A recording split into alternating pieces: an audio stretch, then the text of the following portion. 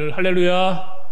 오늘 또 하나님께서 우리에게 말씀하시고 또 하나님께서 우리에게 영광을 드러내시는 그런 예배 되어지기를 간절히 소망합니다. 여러분 이런 말 여러분 한 번쯤 다 들어보셨을 거예요. 그 시너지 효과. 여러분 시너지 효과라고 하는 이야기들 한 번쯤 다 들으셨을 겁니다. 수학적으로 보면 이 시너지 효과는 이렇게 설명이 돼요. 시너지 효과. 여러분 1 더하기 1은 2. 이게 수학적인 정답이잖아요. 근데 이 시너지 효과가 나면은 1 더하기 1이 3이 되고 4가 되고 막 10이 되고, 그러니까 이렇게 막 두 개의 다른 것들이 힘이 모아지면 극대의 힘이 나는 이런 것들을 시너지 효과가 난다, 이렇게 이야기를 이렇게 합니다. 그러니까 두 사람이 같이 일을 했는데 두 사람의 일만 하는 능력이 나타나는 게 아니고 막 4사람, 6사람, 10사람 막 이 정도의 막 이런 힘이 나타나는 것을 시너지 효과가 난다, 이렇게 이야기를 하죠. 교회도 여러분 이런 분들이 있습니다. 어떤 교회가 사역을 하자 이렇게 이야기하면은 그래 같이 우리 해보자, 기도하면은 가능하다, 하나님께서 분명히 하실 것이다, 막 이렇게 막 동조를 해주고 마음을 모아서 협력을 해서 진심으로 막 도와주려고 하면은 시너지 효과가 나요. 교회에서 어떤 사역이 이루어지고 기도하면서 마음을 모아서 우리 같이 해보자 하고 막 이렇게 막 서로의 마음을 모으면 사역의 시너지 효과가 막 이렇게 일어납니다. 근데 반대로 여러분 이 시너지 효과에 반대 효과가 있어요. 이 효과는 어떤 효과는 이런 겁니다. 1 더하기 1을 하면 적어도 2는 나와야 되는데 0이 나오는 거. 마이너스 2, 마이너스 6, 마이너스 10 막 이렇게 막 떨어지는 이 효과를 링겔만 효과, 시너지 효과의 반대를 링겔만 효과라고 이렇게 이야기를 하는 거예요. 그러니까 함께 하면 함께 할수록 막 힘이 나고 더 막 으쌰으쌰가 막 돼야 되는데 오히려 힘이 막 더 쭉쭉 빠지는, 사람이 더 모이면 막 더 잘 되고 막 힘이 막 으쌰으쌰 나야 되는데 막 힘이 막 쭉쭉쭉쭉 빠지는 이런 걸 링겔만 효과라고 합니다. 예를 들면 이런 거죠. 줄다리기를 했거든요. 줄다리기 혼자를 맡길 때는 막 이 100%의 힘이 막 납니다. 근데 줄다리기를 막 4명, 6명, 10명 하면은 극대의 효과가 더 많이 나야 되잖아요. 10명의 효과가 나야 되잖아요. 10명의 효과가 안 난다는 거예요. 이 줄다리기를 하면 이 힘이 70%, 60%, 50% 막 떨어진답니다. 왜? 이 줄다리기를 하면서 이 줄다리기 하는 사람이 나 하나쯤 좀 힘 뺀다고 뭐 어떻게 되겠어 이러면서 힘을 주지를 않다 보니까 계속 이렇게 힘이 빠지는 거예요. 직장에 가면 이런 사람들 꼭 있잖아요. 직장 가면 또 여러분 어떤 모임을 하거나 공동체 가면 꼭 이런 분이 있습니다. 열심히 다들 하자고 하는데 야 그거는 뭐 해도 안 돼. 그거 하지마 해봐야 그 힘 빼는 일이야. 이렇게 막 뭔가 해보려고 하는데 바로 그냥 초를 치는 사람, 하려고 하는 사람들까지 마음을 다 잃어버리게 만들고 위축이 되게 해서 마음의 의지를 완전히 확 떨어뜨리는 사람, 희한해요. 희한합니다. 꼭 그런 사람이 직장 가도 있고요, 공동체를 꼭 그런 사람이 한 명쯤 이렇게 있는 것을 우리가 만나게 되죠. 그리고 그들과 함께 일하게 되면 꼭 힘이 빠집니다. 이렇게. 오늘 여러분 말씀에 등장하고 있는 사람들이 있어요. 어떤 사람이냐? 먼저는요, 중풍병자가 등장을 합니다. 여러분 중풍병은 어떠한 병이에요? 지금도 이 중풍병에 걸리시는 분들이 여러분 있잖아요. 갑자기 이렇게 쓰러져가지고 몸에 마비가 오는 병이 이 중풍병이라고 하는 병이잖아요. 뇌에 이상이 생겨가지고 몸 전체를 쓰지를 못하거나 몸의 한 부분을 완전히 이렇게 쓰지를 못하는, 자유롭지가 않게 되어 걸리는 병이 이 중풍병이라고 하는 병입니다. 갑자기 이 중풍병이 걸리면요, 그 병에 걸린 분이 굉장히 힘들어 하세요. 왜냐?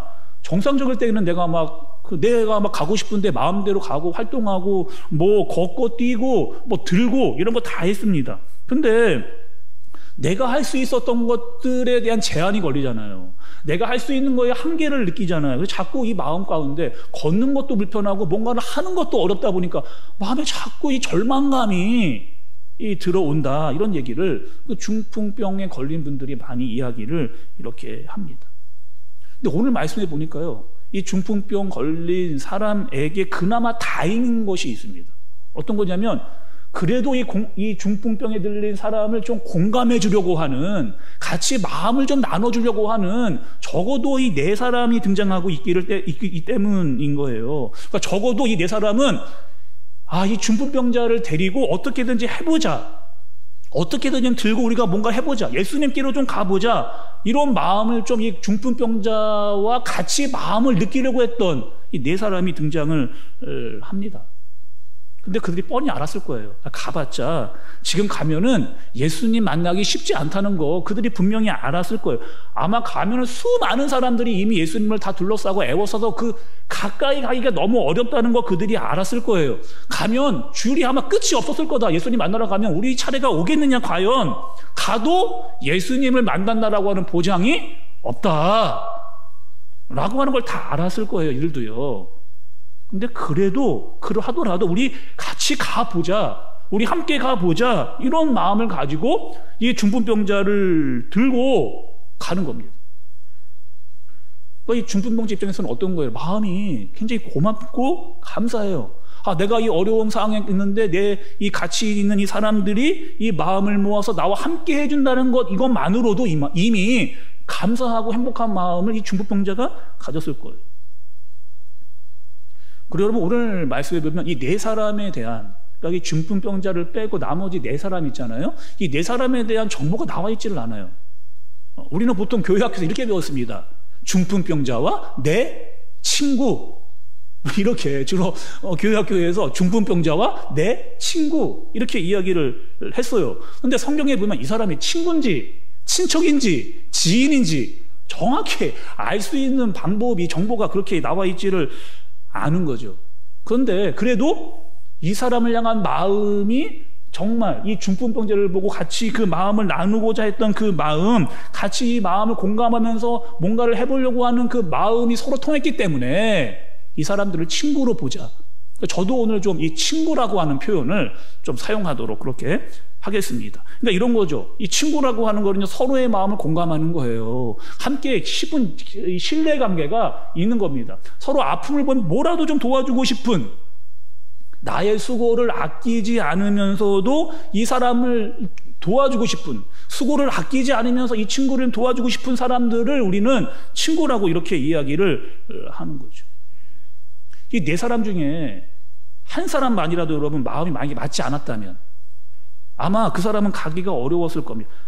나는 가고 싶지 않다는 거예요. 나는 그런 수고, 그런 무모한 수고 나는 하고 싶지 않다라고 그 마음을 한 사람이라도 풀었다면 그 사람은 아마 거기에 가지 않았을 겁니다. 그리고 막상 가봤거든요. 근데 우리가 역시나 우리가 기도했던 대로, 우리가 생각했던 대로 와 보니까요, 집안이 꽉 찬 거예요. 예수님이 말씀하시는데 사람들이 이미 꽉 차 있어서 예수님 만날 수 있는 그런 방법이 없습니다. 야, 됐다. 그만 여기까지 했으면 충분히 우리 한 거야. 그냥 돌아가자. 여기서 그만하고 그냥 돌아가자. 라고 할 수도 있을 터인데 이 사람들이 어떻게 하는 거예요? 중풍병자를 들고 지붕 위로 올라갑니다. 그 지붕을 뜯어내는 그만큼을 할 수 있는 관계를 가진 그런 사람들이었다는 거예요. 여러분, 우리가 한 2년 동안 코로나가 사회적으로 여러 가지 문제를 많이 일으켰습니다. 제일 큰 문제, 코로나가 터지면서 한 2년 동안 우리에게 가장 큰 문제가 있었는데 그 큰 문제는 무엇이냐? 함께하기, 함께하자, 이런 것들이 다 사라져버린 거예요. 그러니까 코로나 전에 우리 이런 얘기 참 많이 했습니다. 꼭 밥 한번 먹자. 우리 밥 한번 꼭 먹자. 그리고 차 한잔 마시자. 같이 여행 가자. 이런 얘기들을 너무 자주 했어요. 흔하게 했어요. 친한 사람 만나면 그런 얘기 자주 이렇게 이야기를 했는데 이 코로나가 터지고 함께 하기가 어렵다 보니까 이런 말 하기가 굉장히 조심스러워요. 꺼려지는 상황이 이렇게 된 겁니다.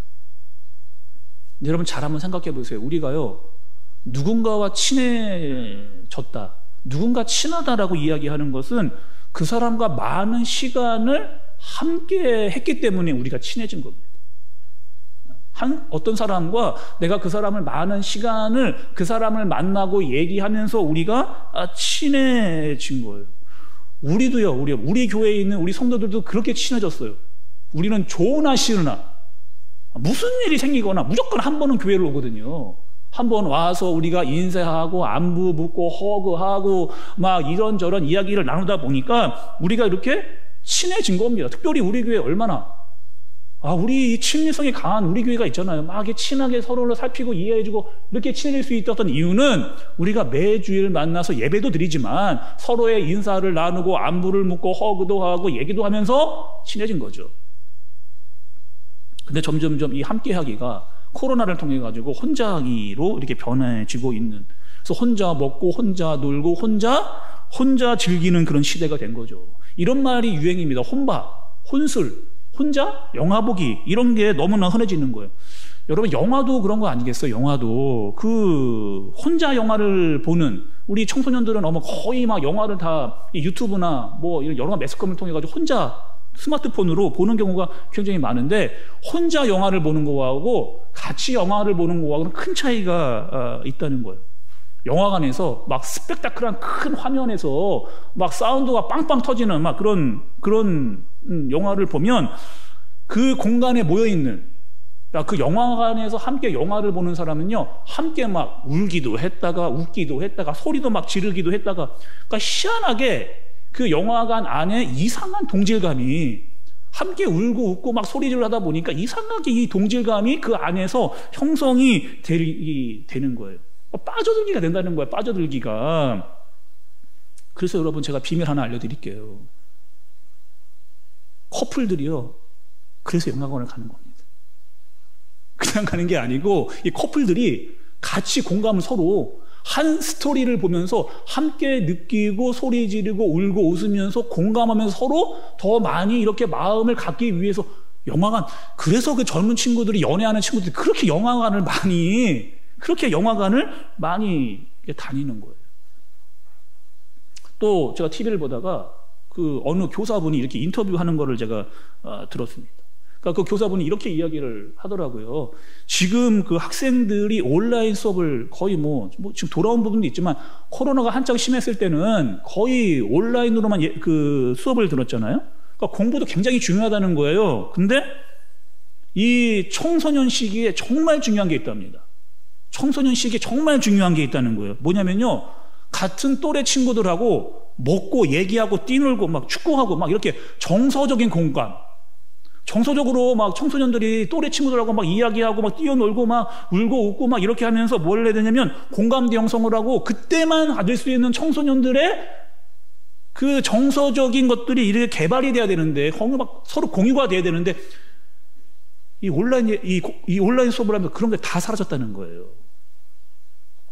그래서 어떻게 했냐, 애들이 점점점 개인주의 성향이 굉장히 강해지는, 함께하기가 사라지면서 점점점 이 개인주의가 점점점 심해지고 있는, 그러니까 남에 대한 배려와 생각과 이런 마음들이 점점점 그 학교에서 사라지고 있다.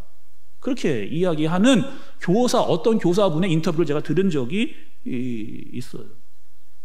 여러분, 교회도 마찬가지 아닙니까? 코로나19로 통해서 물론 조심해야죠. 나와서 예배 드리는 거 조심하고요. 그 다음에 온라인 예배를 드릴 수도 있습니다. 근데 교회가 자꾸 웬만하게 나올 수만 있으면 교회로 나오세요 하는 그 이유가 있어요. 왜냐? 교회는 우리가 뭐 하는 거야? 함께 드리는 거예요. 함께 우리의 마음을 다 합쳐서 하나님께로 나아가는 공동체, 그게 여러분 교회입니다. 그리고 마음을 다 같이 해서 하나님 우리의 마음을 다 받으시옵소서라고 올려드리는 것이 바로 예배라는 거죠. 하나님이 그 관계를 원하시기 때문에 우리가 교회에서 자꾸 교회로 나오세요 하는 이유가 거기에, 다른 이유가 아닙니다, 여러분. 교회가요, 그 이유예요. 함께 나와서 우리의 이 간절한 마음을 주님께 다 같이 올려드리고, 그것을 하나님께서 보시는 것, 그 때문에 자꾸 교회로 나오세요 함께 예배를 드려야 됩니다, 그렇게 강조하고 반복을 하는 거죠. 여러분, 3절과 4절의 말씀을 한번 좀 보겠습니다. 사람들이 한 중풍병자를 4사람에게 메워가지고 예수께로 올세, 무리들 때문에 예수께 데려갈 수 없었으므로 그 계신 곳에 지붕을 뜯어 구멍을 내고 중풍병자가 누운 상을 달아내리니. 도착해서 보니까 문 앞에 이미 많은 사람들이 있어서 예수님께 가지도 못했어요. 그래서 어떻게 했다고요? 이 중풍병자와 4명의 친구들이 이 상황을 극복하기 위해서 지붕 위로 올라갔습니다. 근데 여러분, 이 당시의 지붕은 우리가 생각하는 지붕하고는 좀 달라요. 우리나라의 지붕도 세모 형태의 지붕을 이야기를 많이 하는데, 그 당시에 이스라엘의 이 집의 지붕은요, 옥상, 지금 말하면 옥탑방 같이 있는 그런 옥상이 있는 그런 집의 형태를 가지고 있었습니다. 그러니까 그 당시에 뭐 여러분 우리 지금처럼 뭐 시멘트로 뭐 굉장히 튼튼히 지을 수 있는 집이 아니라니까요. 그냥 굵은 나무 같은 거 기둥으로 세우고 그 위에다가 어떻게 하느냐, 지푸라기와 그 다음에 진흙을 막 이겨가지고 그 나무 위에 이렇게 마르도록 따뜻하게 굳도록 진흙이 굳어서 지붕이 되도록 그렇게 해놓은 평평한 지붕이 이스라엘의 지붕입니다. 근데 여러분 생각을 한번 해보세요. 그 안전하겠습니까? 그 지붕이 안전하겠어요? 4명이 그 위로, 거기다가 중부병자까지 해서 5명이 그 위로 올라가는 거예요. 이 지붕 위로. 까딱 잘못하면 그 무너져 내립니다. 까딱하면 잘못하면은. 거기다가 환자가 있잖아요. 잘못하면서 이 환자를 떨어뜨리면 더 다칠 수도 있는 그런 상황이라는 거예요. 여러 가지 위험 요소가 너무나 큰 그런 상황이었다는 거죠. 거기다 여러분 만약에 그 지붕에서 막 그 지붕을 막 이렇게 두드려가지고 이거 막 부셔냈을 거 아니에요. 그러면요, 천장에서 잔해물이 막 떨어지는 거. 지금 어떤 상황이었어요? 집 안에 사람이 꽉 차 있는, 그 집 안에 사람이 꽉 차 있는 그런 상황이, 날씨까지 더운 지역이에요. 그러니까 사람들이 막 덥고 짜증이 막 나고 사람들이 막 모여 있는데 위에서 막 그 흙먼지 가루 막 잔해물이 막 떨어지는 거예요. 그러니까 그것을 맞으면 얼마나 사람들이 이 짜증과 원망과 비난을 막 위에서 사람들에게 막 소리를 지르는 막 그런 상황이 연출이 분명히 됐을 겁니다. 거기다가 지금 또 어떤 상황이냐? 예수님이 말씀을 전하시는, 말씀을 가르치고 있는 그런 상황이거든요. 그러니까 지금 뭐냐, 이거는 예수님이 하시는 일을 방해할 수 있는, 굉장히 큰 신뢰가 될 수도 있는 그런 상황, 말씀을 전하는 데서 완전히 분위기를 깰 수도 있는 그런 상황이었다는 거예요. 그러니까 우리도 막 예배 드리는데 막 천장에서 막 누가 막 두드려서 막 무슨 떨어진다 생각을 해보세요. 말씀을 전해지는데 말씀이 제대로 여러 정황 상황이 굉장히 복잡해질 수 있는 그런 상황이었는데 우리도 그것을 보면서 막 원망할 수 있어요. 근데 말씀을 보니까 예수님이 보신 게 있습니다. 그 주변 환경과 상황과 이런 복잡한 것들을 예수님께서 보신 게 아니시고 예수님이 본 게 있어요. 지금 누구의 허락도 받지 않고 천장을 막 뚫어내고 그 안에 사람이 지금 내려오고 있고 분위기 다 망쳐놓은 것, 그것을 예수님이 보신 게 아니시고 예수님이 보신 것이 있는데 그것이 무엇이냐? 5절의 말씀을 보니 뭐예요? 예수께서 그들의 믿음을 보시고 그들의 믿음을 보셨다는 말이에요. 그 주변 상황, 지금 여러 가지 분란이 일어날 수 있는 이런 상황, 그 상황을 예수님께서 그것을 보신 것이 아니고 무엇을 보셨냐면 그들의 믿음. 여러분, 이 그들의 믿음이라고 하는 거는요, 지금 중풍병자의 믿음만 본 게 아니에요, 예수님이. 그들의 믿음, 복수형입니다. 지금 이 중풍병자의 믿음뿐만 아니라 그를 메고 온 사람들 4명까지 그 모든 사람들의 믿음을 예수님이 보시는 거죠. 그 믿음, 이들이 이런 마음으로 왔구나라고 하는 그 믿음을 예수님께서, 그 상황을 보신 게 아니라 그 믿음을 예수님께서 보신 겁니다. 작년 가을에 제가 그 유치부서부터 청년부까지 드라이브 스루를 제가 이렇게 했습니다. 여러분 영상도 보셨잖아요. 제가 그 오토바이 막 이렇게 타고 이렇게 나오는 영상 여러분 다 기억나시죠? 그 영상 제가 막 이렇게 하면서 드라이브 스루를 이렇게 했단 말이에요. 왜냐? 우리 애들이 한 2년 동안 교회를 거의 나오지를 못했어요. 우리 애들이 예배를 제대로 현장에서 드리지를 못했단 말이에요. 그래서 제가 우리 애들 한번 얼굴을 좀 보고 싶었습니다. 우리 교회 애들 얼굴 한번 보고 어떻게든지 한번 만나보고 정말 이렇게 싶었고, 잠깐이라도 좀 만나보면서 이야기도 좀 해보고 들어보고 기도도 해주고 싶은 마음이 굉장히 간절했거든요. 그래서 한번 해보자. 제가 우리 교육위원회 우리 부장 집사님들한테 그렇게 이야기를 제가 이렇게 같이 해보자. 우리 한번 좀 찾아가서 만나보고 얘기도 해보고 좀 기도도 좀 해주고 애들이 어떻게 됐나 한번 보기도 좀 하고 좀 그래보자. 근데 제가 그 얘기를 했는데요. 우리 교육부 위원 부장님들 중에 단 한 명만이라도, 목사님, 아니 지금 시국이 지금 어느 때인데 지금 무슨 드라이브 스루를 나중에 하세요. 나중에 지금 있고 지금 해야 됩니까? 만약에 한 명이라도 그렇게 얘기했으면 제게 이 링겔만 효과 링겔만 효과. 아, 저는 진짜 마음이 훅 내려앉았을 거예요. 막 하고자 했던 그 마음이요, 완전히 내려앉아가지고 별로 하고 싶지 않았을 것 같은. 근데 단 한 명의 우리 부장집사님도요, 목사님, 나중에 하세요. 지금 그거 중요한 거 하면. 이거 무리하는 거예요. 라고 말하시는 분이 단 한 명도 없었습니다. 제가 하자고 하니까 막 간식 준비하기를 막 시작하고, 그 다음에 막 전화통화, 막 오랜만에 애들 막 전화통화하고, 막 신방일자 잡고, 날짜 정하고, 막 정하면서 막 이렇게 막 한 거죠. 그리고 막, 유치부, 그 다음에 초등부, 중고등부, 청년부, 다 하다 보니까 밤 늦었어요. 청년부 하다 보니까 막 밤 8시, 9시 되는 거예요. 그럼에도 불구하고, 그래도 한 명이라도 더 보고 가자. 막 밤늦게 전화해가지고 막 청년들 불러내서 막 만나고, 막 제가 그 얼굴을 다 보고, 그러고 왔습니다. 근데 하면 할수록 있잖아요. 첫 집 가고, 두 번째 집 가고, 세 번째 집. 막 우리 그 부장님 쓴다고 마음이 있잖아요. 어떤 건 시너지가. 영적인 시너지가 막 이렇게 막 같이 마음이 막 모아지는. 부장님 쌤들이 제가 다 부장님 같이 다녔잖아요. 부장님 쌤들이 저한테 하는 얘기가 있습니다. 일단 이런 얘기를 많이 했어요. 애들이 너무 컸다는 거예요. 너무 몰라볼 정도로 너무 컸다는 거예요. 애기가 어른 됐다라고 이런 얘기. 목소리가 아저씨 목소리가 듣고 깜짝 놀랐더라고요. 아니 왜 아저씨가 나오는 목소리 듣고 깜짝, 아니 목소리가 애기 목소리, 완전히 변성기가 와가지고 못 보던 사이에 이 애들이 어떻게 이렇게 됐냐고 막 거기다가 애들이 보면서 또 반가워해 주잖아요. 이러니까 막 마음에 이 시너지가 막 서로 같이 하다 보니까 부장님은 이렇게 이야기. 목사님 하기 너무 잘했다는 거. 오기를 너무 잘했다는 거. 너무 잘. 애들 보는 것 자체가 너무 좋다는 거예요. 빨리 이 예배를 좀 우리 현장에서 다시 좀 들었으면 좋겠다라고 하는 마음이 막 이렇게 막 솟아난다라는 얘기를 저에게 하셨거든요. 근데 여러분, 그 모습을 우리만 좋아하는 게 아니고요, 그 모습을 보시면서 더 좋아하시는 분이 있어요.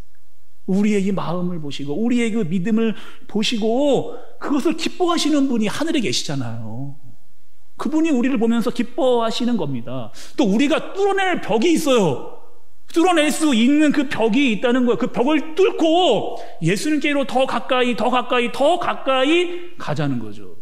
제가 말씀을 준비하면서요, 이 중풍병자의 이 4명이 그 뚫어냈던 그 여러분 구멍이 적어도 어떡한 거예요?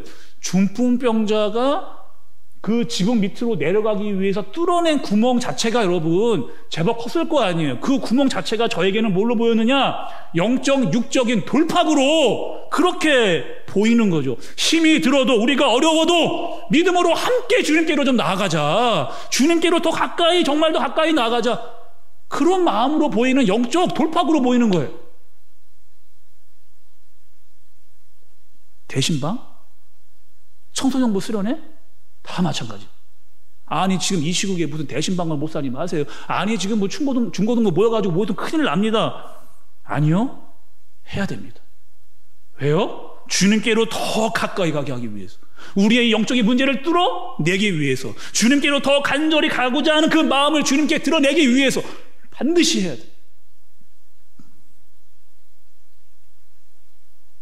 여러분, 오늘 말씀을 좀 보시면 예수님이 좀 이상한 또 말씀을 하시는 것을 볼 수가 있어요.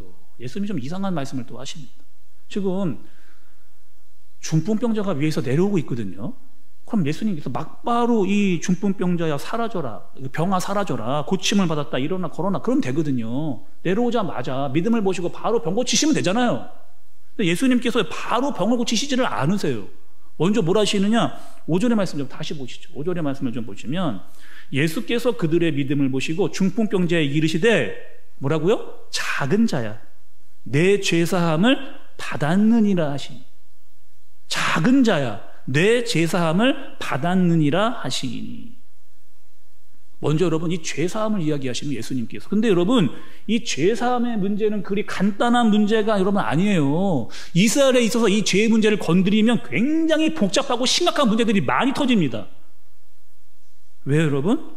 이 죄라고 하는 거는 아무나 이야기할 수가 없어요. 아무나 막 이 죄에 대해서 죄사함을 받았다, 이렇게 누가, 지금도 마찬가지입니다. 이 죄사함에 대해 누가 감히 이야기할 수 있느냐는 거예요. 그러니까 하나님이 아니면, 특별히 그 이스라엘 문화 가운데 하나님이 아니면 그 누구도 이 죄에 대해서 언급해서도 안 되고 말할 수도, 죄사함을 하나님 이외에 누가 할 수 있냐는 거예요. 예수님이 이 죄사함의 문제를 건드리시는 거죠. 건드립니다. 근데 이걸 건드리면요 정말 복잡해져요. 오해받기 딱 십상입니다.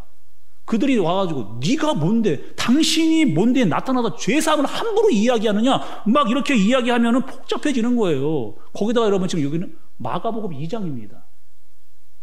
마가복음 2장은요 예수님께서 공생애를 시작한 지 얼마 되시지 않은 완전 초기 단계예요. 지금 사역을 하는데 완전 초기 단계인데 지금 이 죄의 문제를 이야기하면 복잡해지는 거예요. 왜? 종교 지도자들, 서기관들, 바리새인들이 막 달려들어가지고 네가 뭔데 그런 얘기를 계속해서 이 문제를 문제를 걸기 때문에 그런 거죠.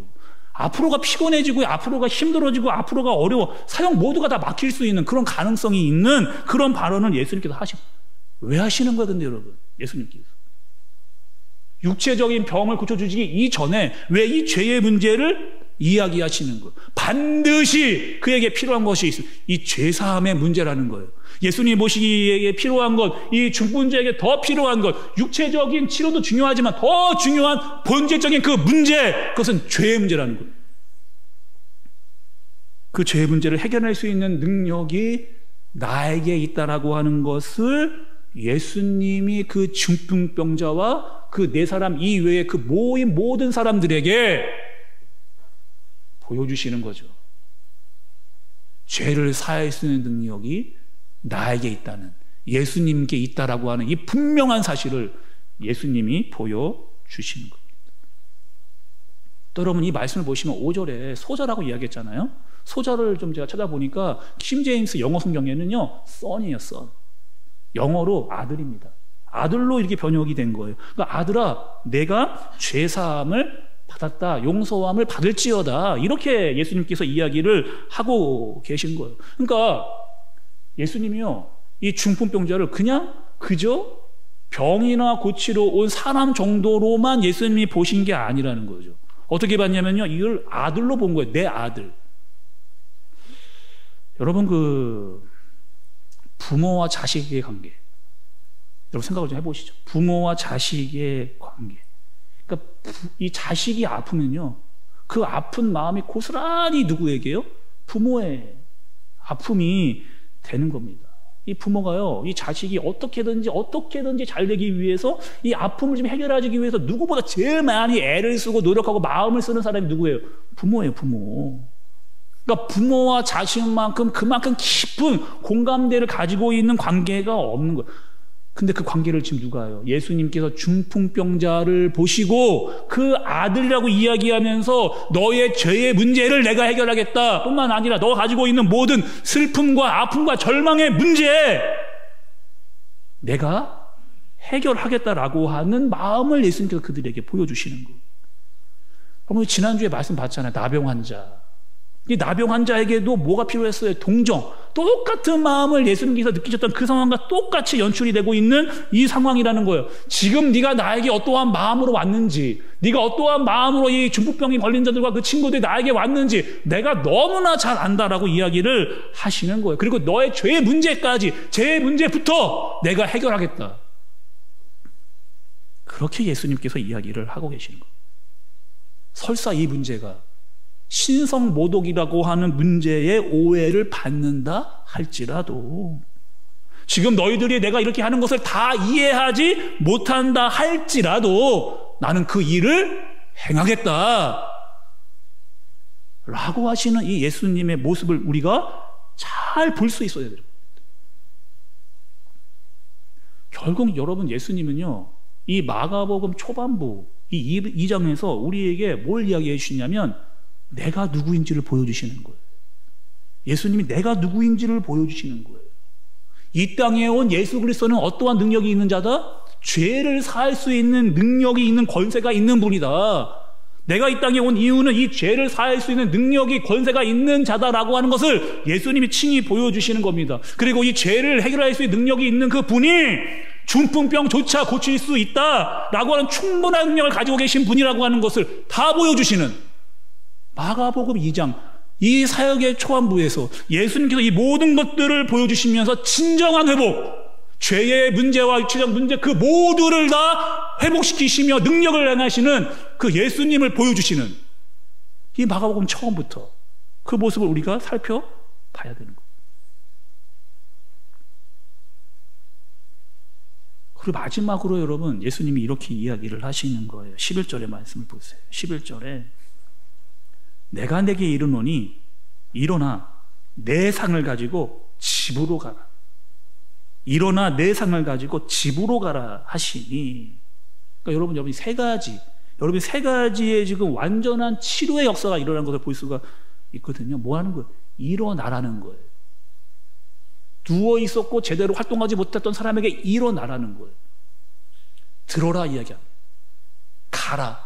예수님께서 이렇게 이야기, 역동적인 힘이 느껴질 수 있을 그 능력을 예수님께서 발해 주시는 거죠. 여러분 잘 보세요. 이 침상은 어떤 곳이에요? 여러분 침상은요, 이 중풍병자가 누워있던 곳입니다. 이 침상은요, 이 중풍병자에게 좌절과 무기력의 상징이란 말이에요. 이 침상은 나에게 한계를 경험하게 했던 것이 침상이에요. 내 절망과 좌절을 느끼고 무력함을 느꼈던 것이 바로 그 침상인데, 예수님이 뭐라는 거예요? 일어나라는 거예요. 그것을 들라는 겁니다. 들어올 때는 4명에게 들려왔어요. 아니, 올 때는요 4명에게 들려왔다니까요. 근데 나갈 때는 너의 힘을 가지고, 너의 그 침상을 가지고 네가 가라는 거예요. 네가 가지고 있었던 이 절망, 네가 가지고 있던 그 무기력, 이제는 다 이겨내고 내가 능력을 줄 테니까 그것을 이겨내서 들고 가라는 겁니다. 과거는 그냥 과거일 뿐이다. 내가 능력을 바라니 일어나 들고 가라는 거예요. 사랑하는 우리 한생교회 성도 여러분, 예수님은 능력이 있으신 분. 예수님은 능력이 있으신 분이에요. 어떤 능력이 있느냐? 죄를 사할 수 있는 능력. 죄를 사할 수 있는 능력 뿐만 아니라 치료의 역사를 나타낼 수 있는 충분한 능력이 있는 분이신 줄을 믿는 저와 여러분들 되어지시기를 바랍니다. 중요한 게 있어요, 여러분. 우리는 어떻게 해야 되느냐? 한샘교회 공동체는 어떻게 해야 되느냐? 믿음으로 함께 나가야 됩니다. 어떻게 해요? 믿음으로 함께 나가야 되는 거예요. 때로는 지붕 만날 수 있다는 거예요. 뜯어내기 어려운 부담스러운 벽일 수 있다는 거예요. 그러나 그것들을 뜯어내는 믿음을 가지고 나아가면 예수님이 뭘 보시는 거예요? 그들의 믿음을 보시고, 그들의 믿음을 보시고, 죄를 사하고 육체적인 권능과 능력을 행해 주시는 그 예수님을 만나게 되는 겁니다. 여러분, 오늘 예배가 그런 예배 돼야죠. 우리가 정말 주님을 만나고자 하고자 하는 그 간절한 믿음이 주님 앞에 좀 나타나는 그런 믿음이 돼야죠. 우리 다 함께 그 마음을 가지고 주님께로 더 가까이 가고자 하는, 그것이 벽이 있더라도 지붕이 있더라도 그것을 올라가서 뜯어낼 수 있는 믿음을 가지고 주님께 나아갈 수 있는 그런 믿음이 우리에게 있어야죠. 그때 예수님이 이야기하시는 겁니다. 일어나라, 들고 가라, 이렇게 예수님께서 말씀을 하시는 겁니다. 오늘 여러분, 이 예배를 마치고 나갈 때 예수님께서 말씀하시는 그 능력이 우리에게 임하여지기를 축복합니다. 일어나라는 거예요. 들고 가라는 거예요. 너의 절망과 슬픔 이제는 다 나에게 맡기고 내가 능력을 행할 테니까 치유함과 능력을 받아서 가라는 겁니다. 이 능력이 임하는, 그리고 그 병의 문제뿐만 아니라 죄사함의 능력, 그 근본적인 문제까지 해결해낼 수 있는 그 능력, 영적인 돌파구의 능력이 예수 그리스도께 있다라고 하는 사실을 알고 주님께로 나아갈 수 있는 저와 여러분들 되어지기를 예수님의 이름으로 축복합니다. 우리 시간 여러분 함께 우리에게 주신 말씀이 있잖아요. 일어나서 들고 가라는 거예요. 주님께 나오면, 믿음을 가지고 나오면 그렇게 할 수 있다라고 말씀을 하십니다. 여러분, 오늘 말씀 붙잡고 함께 좀 기도하도록 하겠습니다. 혹여나 이 예배 시간에 여러분 무거운 마음, 지친 육체, 누워 있었던 분들 여러분 혹시 계십니까? 절망 가운데 육체적 한계가 그것이 코로나일 수도 있어. 하나님, 오늘 이 말씀을 붙잡고 기도하기를 원합니다. 주님, 나에게 믿음을 주옵소서. 믿고 나아가게 하여 주옵소서. 가면 예수님께 만날 수 있을 것이다, 그분이 회복시켜 주실 것이다, 문제를 해결해 주실 것이다 라고 하는 그 믿음과 간절함을 가지고 주님께로 가까이 나아가게 하여 주옵소서. 그분을 만날 때 더 이상의 무거운 침상에 누워있지 않고 일어나 들고 가라라고 하는 그 말씀에 의지하여 걸어나갈 수 있는 능력이 우리에게 임하게 하여 주옵소서. 우리 시간 함께 기도하도록 하겠습니다. 기도합니다.